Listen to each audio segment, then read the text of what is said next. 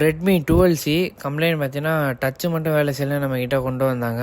12C ஃபைலை open பண்ணி mother board செக்ஷனை பார்த்தோம். அதில் டிஸ்பிளே கனெக்டரில் எல்சிடி டச் ஸ்க்ரீன் ஒரு 6 லைன் இருந்துச்சு. அதில் 6 லைனில் செக் பண்ணதில் டயோடு வேல்யூவில் செக் பண்ணி பார்த்தோம்.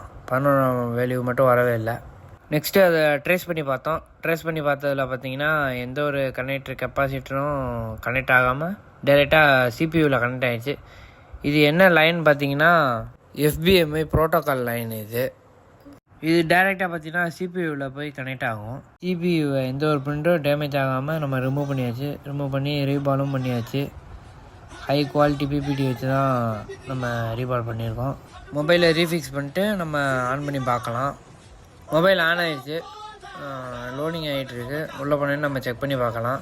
இந்த மாதிரி உங்ககிட்ட ஏதாவது மொபைல் சர்வீஸ் பண்ணால் நம்ம ஏவன் மொபைலை கான்டாக்ட் பண்ணுங்கள், நம்ம பண்ணி தரலாம். பார்த்தீங்கன்னா இப்போ டச்சு பக்காவாக ஒர்க் ஆகுது.